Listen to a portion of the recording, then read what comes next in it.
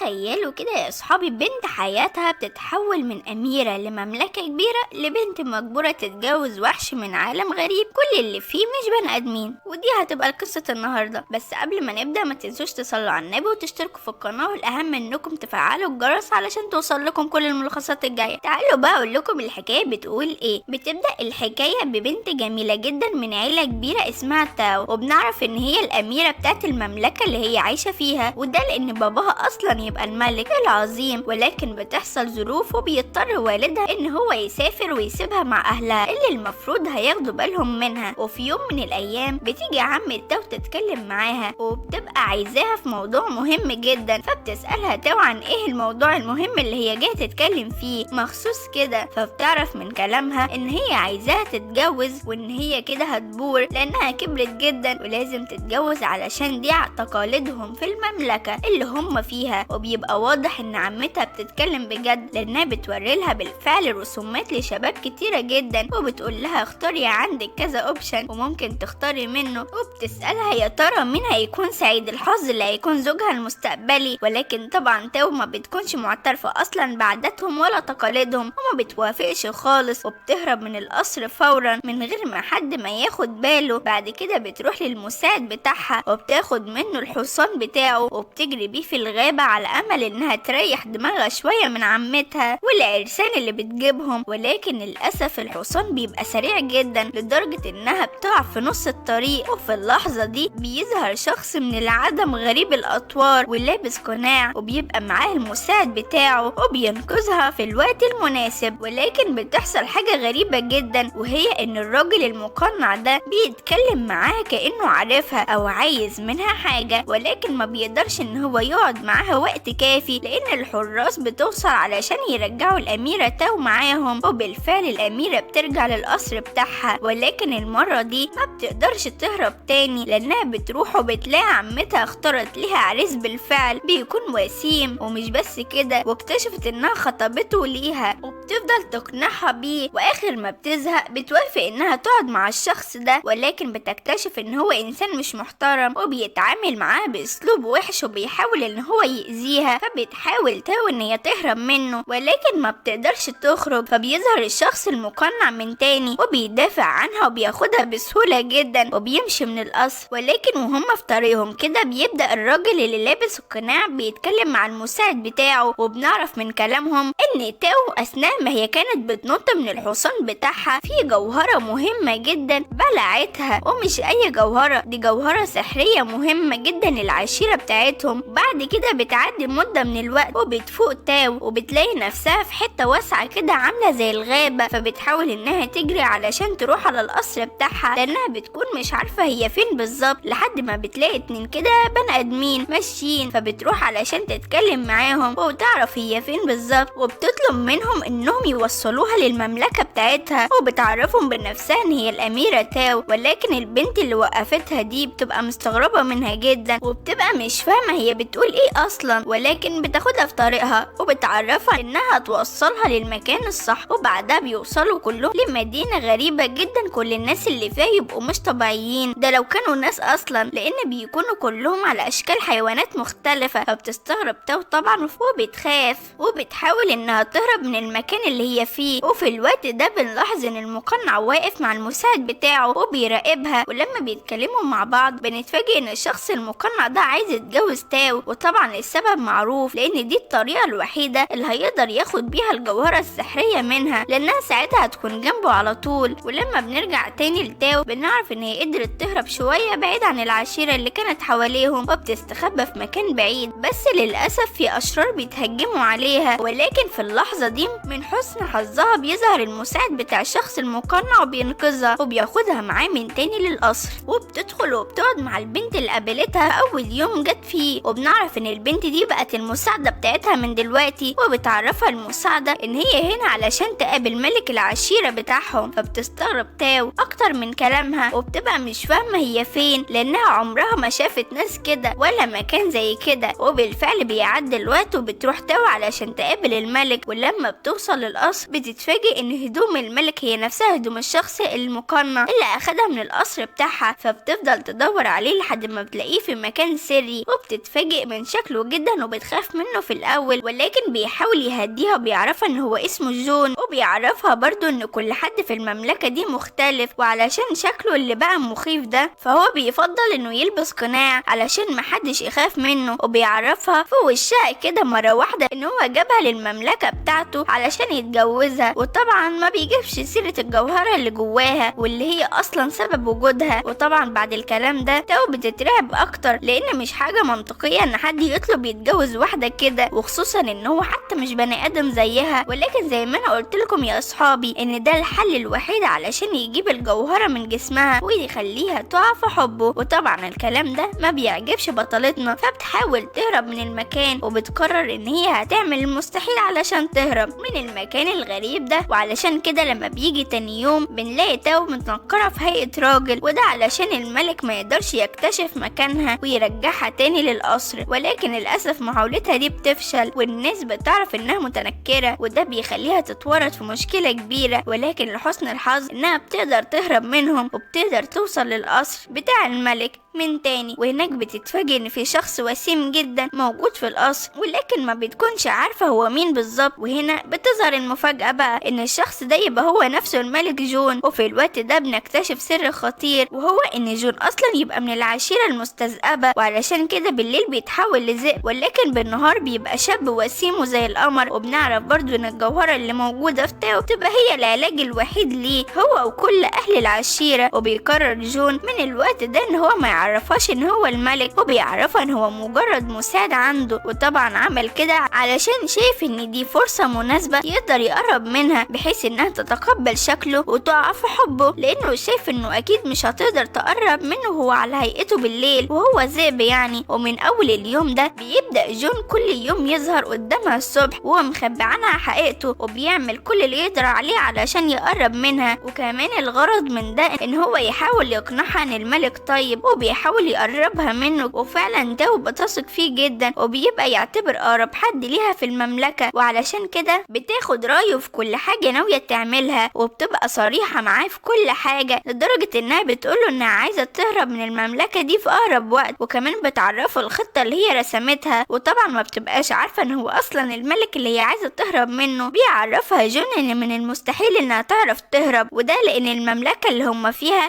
مملكة سحرية ومخفية عن العالم، وحتى انها مش موجودة على الخريطة. وبيبدأ ينصحها انها تقرب من الملك وتديله فرصة وتوافق على شروطه، لان دي الطريقة الوحيدة اللي هتقدر تخليها تروح للعالم بتاعها. ولما تاو بتعرف ان الموضوع مش هيتم غير بموافقة الملك بتروح له في نفس اليوم بالليل. وطبعا في الوقت ده جون بيكون متحول لذئب، ولكن بتحاول تاو انها تتظاهر انها مش خايفة منه، وبتحاول تغريه بحيث انها تأثر عليه وتخليه يوافق يرجعها للعالم بتاعها، وتفضل تتكلم معاه وبتعرفه ان هما هيلعبوا اللعبة سوا، واللي هيخسر فيهم هيفضل يشرب مشروب الكحول. ولكن تاو بتكون فاشلة في اللعبة دي جدا، وعلشان كده بتشرب كمية كبيرة جدا وبتحس انها تفقد الوعي. ولما بتفوق بتلاقي جون قريب منها وبتبقى خايفة لا يكون عمل لها حاجة، فبتضربه بالسلاح اللي معاها على اساس انها تنتقم منه. بس بعدها بتستوعب انها غلطانة وان هو مظلوم، فبتخرج من المكان بسرعة لما هو بيزعق لها وبيطردها وبيطلب منها تخرج بره. ولكن اول ما بتخرج بتلاقي شخص مقنع بيهجم عليها وبيبقى عايز يقتلها، ولكن من حسن الحظ جون بيظهر في الوقت المناسب وبيدافع عنها. ولكن الصدمة انه بيروح يهجم هو كمان على تاو وبيبقى عايز يقتلها. وهنا بنعرف ان جون لما بيتصاب ما بيعرفش يتحكم في نفسه وبيتحول لشرير وبيأذي كل اللي حواليه من غير ما يكون حاسس. بس من حسن الحظ برضو ان تاو ما بيجرالهاش حاجة، وده لان جون بيفقد الوعي. وتاني يوم بيروح جون يقابل تاو، وطبعا بيكون على شكله الطبيعي اللي هي عارفاه وواثقة فيه، وبيتكلموا الاتنين مع بعض وبتكون علاقتهم جميلة جدا. وطبعا ده كله هي ما تعرفش ان هو اصلا جون الوحش، وبتبدأ تحكي له على اللي حصل لها امبارح، ان الحاكم جون كان بيحاول يخنقها وبتوريله الإصابة بتاعتها. فبيبدأ جون ان هو يعالجها وبيبقى متضايق عليها جدا لان هو اللي عمل فيها كده، وبيبان على نظراته ان هو معجب بيها. ومع مرور الايام بتكون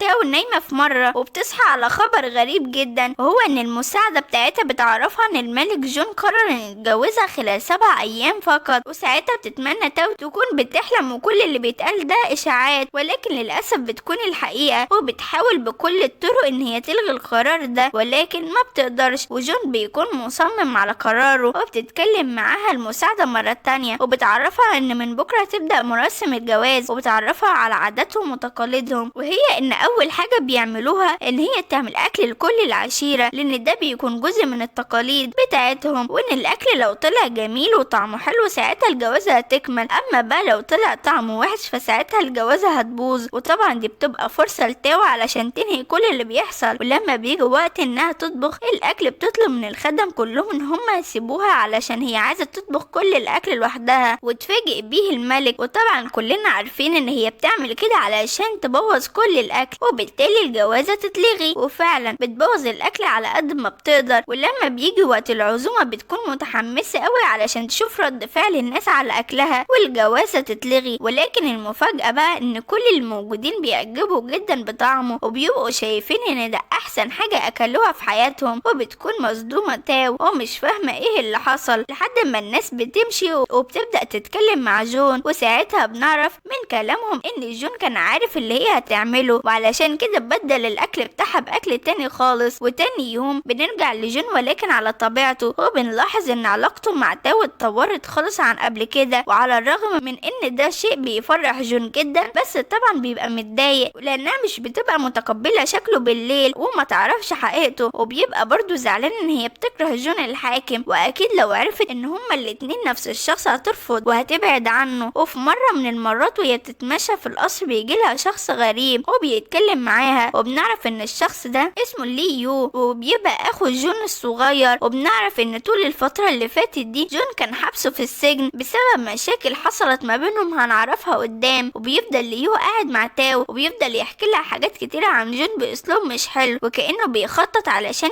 يأذي اخوه، وبيفضل وراها حتى بيقعد معاها بالليل برضه بيتكلم عن جون. وبيعرف تاو ان هو عايز ينتقم من جون اخوه على كل اللي عمله فيه. وطبعا هنا بتستغل تاو المشاكل اللي دايرة ما بين الاخين لمصلحتها، وبتقوله ان عندها خطة علشان تضايق بجون وفي نفس الوقت هي كمان هتستفاد. فبتاخده عند قصر جون وبتفضل مستنياه لحد ما يخرج وبيشوفهم مع بعض. وبتبقى خطتها انها تتظاهر بانها حبيبة ليو وانها بتحبه بحيث انه يتضايق جون ويعرف ان مفيش امل ما بينهم ويسيبها ترجع للعالم بتاعها. ولكن للاسف خطتها دي مش بتنجح خالص، وبيعرفها ان كل اللي هي بتعمله ده مش مهم بالنسبة له لان كده كده في النهاية برضه مش هتبقى لحد غيره. ولكن طبعا الكلام ده من بره، والحقيقة ان جون بيبقى متضايق جدا من جواه وبيبقى خايف ان هي حبت اخوه بجد، وعلشان كده بيروح لها تاني يوم الصبح بهيئته التانية وبيبقى عارف ان هي مش هتخبي عنه حاجة. فبتعرفه فعلا تاو ان هي ما بتحبوش ولا حاجة وانها بتعمل كده بس علشان تخلي جون يشيل فكرة الجواز من دماغه. وطبعا هنا جون بيفرح جدا ولكن في نفس الوقت بيبقى متضايق وبيبقى مش عارف يخليها تحب جون على هيئته التانية ازاي. ولما بتعدي ايام وبيكون موعد الجواز قرب بتفكر تاو انها لازم تاخد خطوة، فعلشان كده بتروح وبتتكلم مع جون بالليل وبتقوله انها حاسة بالوحدة علشان ما فيش حد من اهلها موجود معاها وكل الناس اللي هنا مختلفين عنها تماما. وبتطلب منه انهم يرجعوا للعالم بتاعها ويجيب شوية ناس من هناك بحيث يقعدوا معاها ويسلوها، وهو كمان بيقتنع لانه مش حابب انها وحيدة بالطريقة دي وبيكون عايزها مبسوطة. وبالفعل بيجي تاني يوم وبينفذ جون كلامها وبنشوف ان هو قدر يجيب اشخاص معاه من العالم بتاعها. وبتروح تتكلم مع واحد فيهم اللي بيكون قائد المملكة اللي هي عايشة فيها، وطبعا هي بتكون حاسة بالذنب علشان ورطته معاها في حاجة زي كده وخلته يجي العالم الغريب ده، وفي نفس الوقت بتكون مبسوطة ان في حد شبهها موجود معاها. وتاني يوم بنشوف جون بالليل وبنشوف ان هو بقى شخص رومانسي جدا وبيتغير وهو مع تاو، وده لانه بياخد تاو وبيبقى محضر ليها مفاجأة جميلة وبيروحوا سوا لمكان مليان ورد علشان يتكلم معاها شوية. فبتستغرب تاو لما بتشوف المكان وخصوصا ان اسلوب جون بيتحول معاها وبقى جميل ورومانسي. ومش بس كده وبيقدم لها كمان بوكي ورد شكله حلو جدا وبينزل على ركبته علشان يطلب منها انها توافق على الجواز منه. وبيتصدم جون هنا لما بيلاقي رد فعل تاو انها فعلا موافقة عليه وبتقوله ان هي مستعدة تاخد الخطوة دي معاه. وبيبقى جون فرحان جدا ومش مصدق نفسه، وساعتها بيجيله احساس ان هو مش عايز يتجوزها علشان الجوهرة، لا ده لانه واقع في حبها حقيقي وكل همه ان هي بس تعيش معاه. ولاحظ ان اسلوب تاو معاه بقى مختلف عن كل مرة، وبتتكلم معاه عن الاشخاص اللي جابهم من العالم بتاعها، وبتقوله ان وجودهم هنا ما عادش ليه لازمة، وبتطلب منه ان هو يرجعهم تاني للعالم بتاعهم علشان هي حاسة بالذنب من ناحيتهم. وطبعا جون بيوافق، وتاني يوم بتقعد تاو زي كل مرة، وجون بيجي يقعد معاها بس بيكون على هيئته بتاعة النهار، وبيسألها هي ليه وافقت على الجواز من جون، وبيبقى متأكد ان هي هتقوله انها حبته فعلا او نظرتها يعني من ناحيته اتغيرت. بس المفاجأة انها صدمته بكلامها، وبتقوله انها كانت بتمثل عليه مش اكتر، وبتقوله انها وافقت بس علشان عملت خطة مع القائد اللي من العالم بتاعها. وطبعا جون لما سمع الكلام ده بيكون مصدوم وبيحس بحزن شديد جدا، لانه كان متعشم ان تاو حبت شخصيته التانية بجد. بعد كده بتكمل تاو كلامها وبتعرفه الخطة اللي ناوية تعملها، وهي انها تستخبى في الصندوق مع الاشخاص اللي هيرجعهم للعالم بتاعها، وساعتها هتعرف تهرب منه. وفعلا بيجي اليوم ده وجون بيبقى عارف الخطة كاملة، وعلشان كده بيأمرهم انهم يفتحوا الصندوق ويشوفوا مين اللي فيه. ولكن الصدمة انهم ما بيلاقوش اصلا تاو، وبنعرف ان الصندوق اللي كان فيه تاو اتخطف، وان كان فيه حد ناوي على خطفها من بدري، وبنعرف فعلا ان في واحدة هي اللي خطفاها وبتبقى عايزة تخلص عليها. ولكن لحسن حظها ان جون بيوصل في الوقت المناسب وبيقدر ينقذها، ولكن لسوء الحظ بيتصاب جون مكانها وبيفقد الوعي لان بتكون اصابته خطيرة جدا. ولما بيعدي الوقت وجون بترجع له صحته، بيقعد وبيتكلم مع تاو، وطبعا بيكون متضايق انها خدعته بالشكل ده، وبتعرفه تاو انها عملت كده علشان عايزة ترجع للعالم بتاعها. ولكن بما انه انقذها من الموت فهتتفق معاها على اتفاق حلو جدا، وهو انها هتوافق على الجواز منه فعلا، ولكن هتديله مدة علشان يتجوزها فيها، وهو 3 شهور. لو قدر ان هو يوقعها في حبه هتفضل معاه، اما بقى لو فضلت ما بتحبوش فهيرجعها العالم بتاعها. وطبعا جون بيوافق على طول لانها ادت له فرصة لانه بيحبها بجد. وتاني يوم بتقعد تاو تفكر ازاي جون الملك عرف الخطة بتاعتها في الهروب، وبتفتكر انها ما حكتش لاي حد عنها غير لجون، فبتروح وبتقابله لانها بتحس ان هو مخبي عنها حاجة، وبتتكلم معاه باسلوب وحش وبتعرفه انها ندمانة انها وثقت فيه. وطبعا ما بتكونش عارفة ان هو الملك نفسه، بس عرفت ان هو جاسوس للملك، وبتنقله الاخبار بتاعتها وبتطلب منه ان هو يبعد عنها، وبتسيبه وبتمشي. والموقف ده بيكون صعب جدا على جون لانه بيكون اتعلق بيها جدا ووقع في حبها، وبيروح وبيتكلم مع المساعد بتاعه وبيعرفه ان هو مش عايز يتخلى عنها للابد، وبيبدأ يحكي له على مشاعره ناحيتها. وبعدها بيروح لتاو وبيبقى ناوي ان هو يعترف لها بكل حاجة علشان ترجع ثقتها تاني، وبيعرفها انها تقابله في مكان معين علشان هيقول لها على حاجات كتير هي ما تعرفهاش. وبالرغم ان هي مش طايقاه ومش عايزة تقرب منه تاني، ولكن بتوافق لانها بتحبه بجد. وبيجي تاني يوم وبيروح على المكان ده وبيبدأ جون يتكلم معاها، واول حاجة بيعتذر لها على اللي هو عمله، وبيبقى عايز جون في الوقت ده انه يعترف لها بمشاعره علشان مش عايز يخسرها وتحبه حتى لو ما اختارتش جون الملك، حتى لو ما اختارتش جون الملك واختارته هو، المهم تختار حد فيهم. وبيبقى لسه هيعترف لها بحبه، ولكن بيجيله شخص مقنع وبيرمي على تاو اسهم مسممة، ولكن جون من حسن الحظ بياخد باله وبيقدر ان هو ينقذ تاو، ولكن للأسف اتصاب هو في ايده وبيفقد الوعي. وساعتها بتترعب تاو وبتحاول ان هي تطلع السم من ايده، ولما بيرجعوا للقصر بيطمنها الدكتور وبيعرفها ان حالته مش خطيرة، ولكن طبعا هيكون محتاج لعناية لفترة معينة علشان يقدر يقوم ويخاف. ومن هنا تاو بتفضل قاعدة جنبه طول الليل ومستنياه يقوم علشان تطمن عليه. وبيبدأ جون يحلم بكوابيس وبيهلوس بالكلام لحد ما بيقول انه بيحب تاو وبيخاف عليها جدا، وتاو في الوقت ده بتسمعه. وبالرغم انها بتكون متضايقة بسبب تعبه الا انها بتفرح جدا لما قال انه بيحبها، وده لان تاو هي كمان معجبة بيه. وبتعدي الايام وتاو مستنية جون علشان تفتحه في الكلام اللي هو قاله وهو نايم، وبيصحى جون وبيستعيد قوته. ولما بتشوفه تاو بتفرح انه خاف وبتسأله اذا كان فاكر هو قال لها ايه وهو نايم، ولكن جون ما بيكونش فاكر اي حاجة ومفكر ان هو قال لها كلام يزعلها وهو نايم، وعلشان كده بيفضل يعتذر لها لحد ما تاو بتحس بتحس بالإحباط، وبيجي تاني يوم بتروح تتكلم مع جون وبتفتحه في موضوع الكلام اللي قاله وهو نايم تاني، وبيفضل جون يعتذر لها للمرة التانية، ولكن هنا تاو شافت ان دي فرصة ما تتعوضش وبتاخد خطوة جريئة وبتعترف له هي كمان بحبها. وبعدها على طول بيعترف جون هو كمان بمشاعره، ومن اللحظة دي بيرتبطوا الاتنين ببعض. وطبعا ده كله تاو ما تعرفش ان هو الشخص اللي عايزة تهرب منه. وبيروح جون للقصر وبيكون سعيد جدا لدرجة ان المساعد بتاعه بيلاحظ وبيسأله عن السبب اللي مخليه سعيد كده، فبيحكي له على اللي حصل في اليوم وان هو وتاو اعترفوا لبعض بحبهم. وبيفرح المساعد وبيسأله اذا كان قدر يلاقي الجوهرة بتاعته، فبيعرفوا ان تاو وقع في حبه ولكن على هيئته الطبيعية بالنهار، انما لازم تقع في حبه كمان وهو متحول علشان يقدر يتجوزها. وفي نفس الوقت بتوصل تاو على القصر الملكي وبتطلب انها تقابل الملك، وبيخرج لها جون وهو لابس قناع علشان ما تكشفهوش، وبتعرفه تاو انها جايه تعرفه انه ينساها وانها تلغي الاتفاق اللي ما بينهم، وانها خلاص لقت حب حياتها واستحاله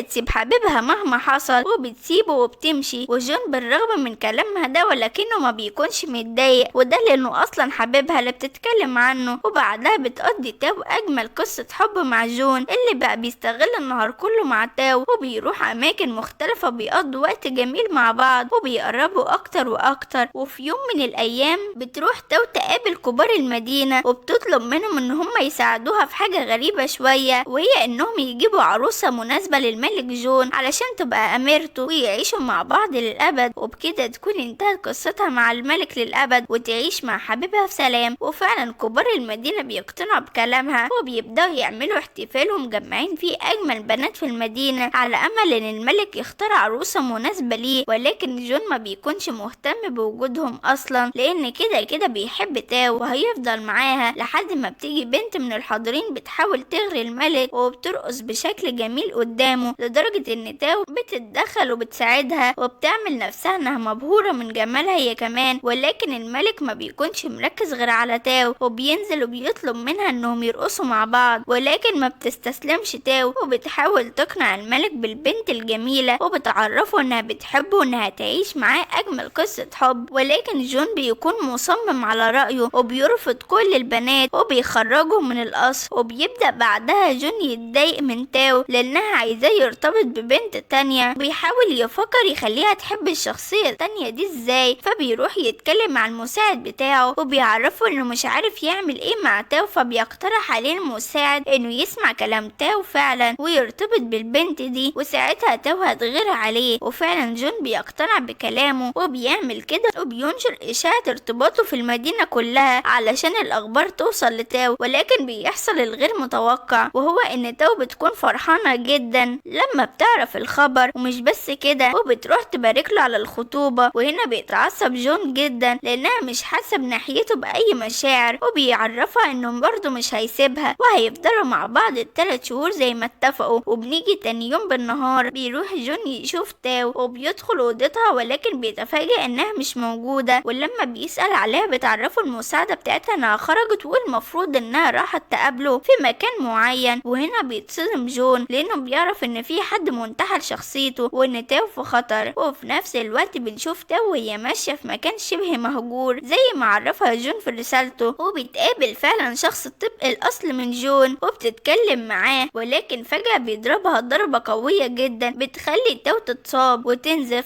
وبعدها بنعرف ان الشخص ده بتطلع بنت اللي بتحاول تتخلص من تاو من بدري وبتظهر ليها على طول، والظاهر كده بيكون وراها حكاية. وبعدها بيوصل جون في اخر لحظة ولكن البنت بتمسك تاو وبتهدد جون انه لو قرب منها يخلص على تاو، وبتستغل البنت الفرصة وبترمي اسهم على جون وبعدها تخلص على تاو. ولكن جون بيستخدم سحره وبيقدر ان هو يهزمها، ولكن للأسف البنت بتقوم تاني وبترمي سهم على تاو وبتبقى حالتها خطيرة جدا وبينشغل جون بيها وما بيقدرش يروح ورا البنت. ولما بيروحوا القصر بيكونوا الاتنين مصابين اصابات شديدة جدا، ولكن من حسن الحظ انهم لسه عايشين والدكتور بيطمن عليهم وبيعرف المساعد ان اصابتهم ممكن يطلعوا منها باصابة صغيرة. وفعلا بتعدي الايام وتاو بتصحى ولكن للأسف بيحصل لها شيء مأساوي جدا وبتلاقي نفسها عامية وما بتشوفش نهائي، وبتتصدم تاو من اللي حصل لها. وفي نفس اللحظة بيفوق جون واول ما بيعرف اللي حصل لتاو تاو بيجري عليها وبيطمنها انه هيفضل جنبها لحد ما تخاف ومش هيسيبها ثانية واحدة. وبيبقى جون مضطر ان هو يظهر بصورة الملك مش جون حبيبها، وبيعرفها انه هيدور على علاج ليها وهيعالجها في اقرب وقت علشان ما تخافش. ومن اليوم ده وجون بيهتم بيها ومش بيسيبها لحظة، وبيأكلها وبيشربها وبيديها العلاج ومقضي كل وقته معاها. وفي يوم من الايام بياخدها لمكان مميز علشان يخليها مبسوطة وتنسى كل المشاكل اللي مرت بيها. وبالفعل بيقدر جون انه يفرحها وبيقضوا سوا وقت جميل ومميز، وكل ده وبيعملها على اساس ان هو الملك. وبتبدأ تاو تقرب منه وبتستغرب من نفسها لما بتحس ان في مشاعر من ناحيتها، ما بتكونش عارفة ان هو اصلا نفس الشخص اللي بتحبه. ومع مرور الايام بتكون فترة ال3 شهور قربوا يخلصوا، فبيروح جون يقعد معاها وبيقول لها ان الفترة دي على وشك انها تخلص، وبيعرفها انه مش هيجبرها على اي حاجة بعدها، وانها في الوقت ده لو قررت انها تمشي فهو هيوافق طبعا زي ما وعدها واتفق معاها. بعد كده بيروح جون يتكلم مع المساعد بتاعه وبيبقى حاسس بالندم لانه بيخدع تاو بالشكل ده ومش معرفها ان هو نفس الشخص اللي بتحبه، وبيعرفه ان هو قرر يعترف لها بالحقيقة خلاص وان هو لازم يتحمل النتيجة مهما كانت. وفي يوم من الايام جون بيكون قاعد مع تاو علشان يعتني بيها زي ما بيعمل كل يوم، وبيجي وقت النوم وهو طبعا بيساعدها وبيكون قاعد جنبها على طول. وتاني يوم بتصحى تاو وبتكتشف ان نظرها رجع وبقت قادرة تشوف، وبتبقى فرحانة بوجود جون جنبها وان هي اكتشفت ان هو طيب جدا. ولكن المفاجأة انه بيتحول وبيرجع لهيئته التانية، وبتكتشف تاو ساعتها انه بيضحك عليها وان هو نفس الشخص اللي هي بتحبه. وبتستنى لحد ما بيصحى وبعدها بتواجهه وبتعرفه انها اكتشفت كل حاجة ونظرها رجع. فبيعرفها جون ان هو كان هيعرفها الحقيقة ولكن كان مستني لحظة مناسبة يقدر يكلمها فيها، وبتبقى مش مصدقاه وبتطلب منه انه يحكي لها كل حاجة بالتفصيل من البداية. فبيوافق جون طبعا وبيبدأ يحكي لها الحكاية من الاول وبيعرفها موضوع الجوهرة السحرية وان هو علشان كده خدها للعالم بتاعه. فبتتصدم تاو وبتتهمه ان هو كان بيمثل عليها طول الفترة دي وان هو ما بيحبهاش ولا حاجة، ولكن جون بينكر كلامها وبيعرفها ان هو فعلا وقع في حبها حقيقي وان هو ما بقاش فارق معاه اي حاجة غير انهم يفضلوا مع بعض. ولكن تاو طبعا ما بتصدقش كلامه وبتعرفها ان هي مش حابة انها تقعد معاه دقيقة واحدة في المكان ده، وبتطلب منه ان هو يرجعها للعالم بتاعها في اقرب وقت. وللاسف ما بيكونش فيه خيار قدام جون غير ان هو يوافق. ولما بيقعد يوم مع المساعد بتاعه بعدها بيحكي له على اللي حصل وبيعرفه ان هو هيرجع تاو للعالم بتاعها وكل اللي هم فيه ده هينتهي خلاص وانه مش فارق معاه اي حاجة. وفي الوقت ده بتسمع تاو كلامهم وبتعرف قد ايه الجوهرة دي مهمة لاهل القبيلة كلهم ولتاو طبعا، وان من غير الجوهرة دي حياته هتكون في خطر وممكن يموت. فبيخرج المساعد بعدها وبيلاقي تاو قدامه، فبتسأله اذا كانت الجوهرة دي مهمة بالنسبة لهم ولا لأ. فبيعرفها المساعد الحقيقة وبيقول لها ان من غير الجوهرة دي جون ممكن يموت في اي لحظة. وبيعرفها كمان ان مشاعر جون ناحيتها كانت حقيقية وان هو فعلا وقع في حبها. فبتروح تاو وبتدخل اوضة جون وبتبقى عايزة تقرب منه بشكل رومانسي علشان ياخد الجوهرة بتاعته وتنقذ حياته، ولكن جون بيبعد عنها وبيرفض ده وبيقول لها ان هو ما كانش عايزة تقرب منه بس علشان بتشفق عليه وان لو في لحظة رومانسية زي دي حصلت فلازم تحصل علشان بيحبوا بعض. بس تاو طبعا بتكون لسه زعلانة منه فبترفض مشاعره وبتعرفه ان هي مش بتعمل كده علشان بتحبه. وفي النهاية هو بيرفض انه ياخد منها الجوهرة. وفي الوقت ده تاو بتستعد علشان ترجع للعالم بتاعها، وبالفعل تاني يوم بياخدها جون للغابة علشان يرجعها. وبيبقى في الوقت ده عايز يعترف لها بحاجات كتيرة جدا ويقول لها كلام كتير ولكن ما بيقدرش، وبيحترم رغبتها في انها عايزة تمشي. وبعدها بيمشوا شوية سوا في الغابة، وبعدها جون بيفتح بوابة سحرية وبيعرفها انها مجرد ما هتعدي البوابة دي هترجع للعالم بتاعها. وفي اللحظة دي بتحس تاو بحزن شديد جدا وبتبقى مش قادرة انها تفارقه، ولكن طبعا ما بيكونش عندها حل تاني غير انها تدخل البوابة وتسيب جون. واول ما بتعدي من البوابة بيتعب جون جدا كأن في شيء خرج منه، وبترجع تاو لحياتها مرة تانية ولكن عمرها ما بتنسى ايامها مع جون. وحتى لما بتيجي المساعدة بتاعتها بتتكلم معاه بتفتكر تاو المساعدة اللي كانت في العالم التاني، وبتحس فعلا انها مفتقدة كل شيء كانت بتمر بيه.